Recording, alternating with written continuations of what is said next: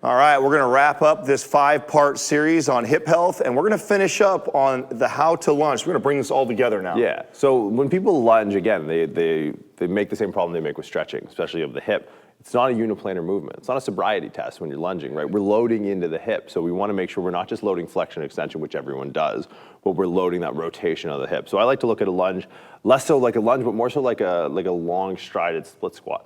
Okay. So what happens... Which technically that's what it is. Yeah, it should be anyways, because a lot of times you'll see this, right? Just global flexion extension, right? So the hips flex, the knees flex, the ankles flex. But when we squat, that's not how we squat, right? We load into that external rotation and abduction. So when we lunge forward here, what I want you to do is try and get as long a stride as possible, trying to leave that hip into passive extension. Now, everything we've done so far to address the hip has been very passive, right? But we need active solutions to active problems. These are sort of just priming us to get to this point where we can sit into a full range of motion. So yes, we're gonna flex to the hip, yes, we're gonna flex to the knee and ankle, but as we lower into that position, I wanna see not only abduction, external rotation of the front hip, so now that knee is out, I'm generating torque through the glutes, but also the back knee as well. So let's explain what he just did right there, because when you lunged right there, you didn't just lunge, you also... Exactly. Keeping your foot, though, stationary, right? Because then some people are gonna roll on their ankle. You want that ankle there, and then you drive out. Because that allows you to generate torque through the knee. That allows you to give the glute a medium to act on, because I'll say, I want you to lunge with your knees out, and this is what I'll see.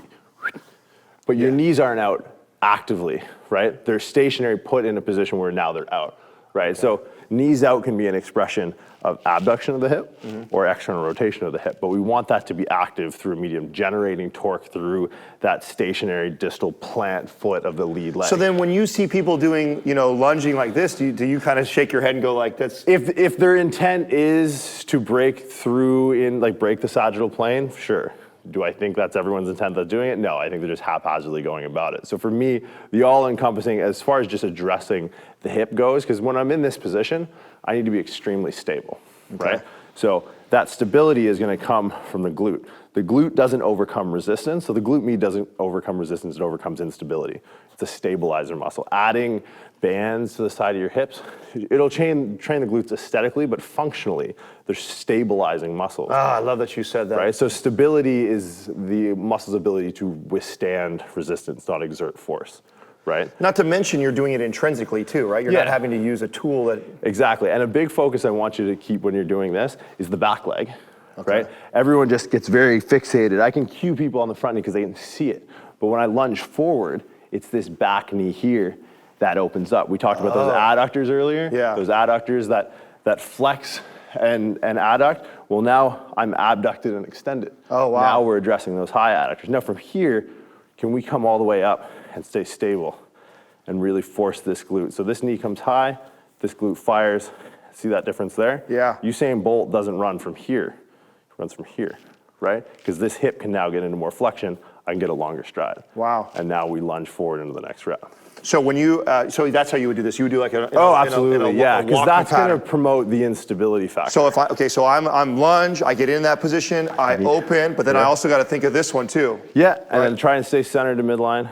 Good, yeah, perfect. And then I come up to a press up, stabilize, and then you come into a lunge. This comes out. Knee out, good.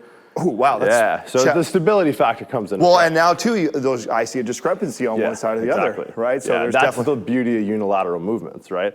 Squats, deadlifts, it's all bilateral loading. It's very hard. Once we are aware of an imbalance, it's usually because we're injured.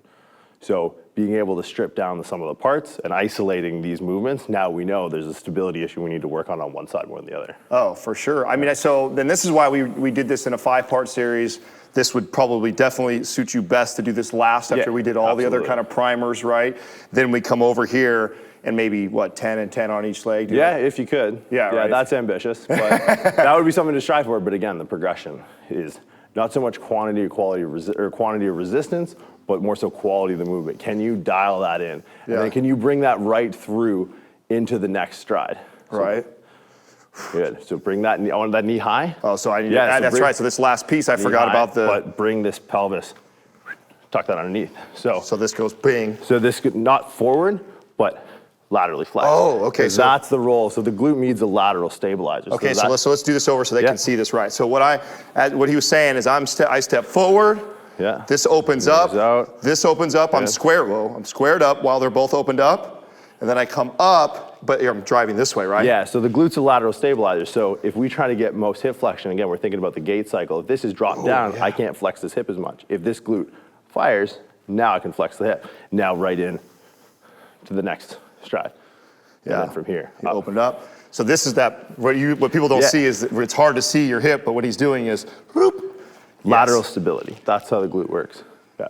What a great movement right there. So yeah, ambitious for me to say 10 of those, start with a couple of those. Absolutely. It is, it's about intent though. It's not about just going through the movement. I think that's the most important piece is you're paying attention to all those cues. Perfect that. Make sure you do all the 4 before that, before you guys get your workout. Watch how much better you guys' hips feel. Make sure too, you guys like, subscribe, share with your friends. Every single day we drop a new video. Also after this video, you guys will see in the upper right-hand corner, you can do a direct link to our 30 days of free coaching with Mind Pump. Check it out.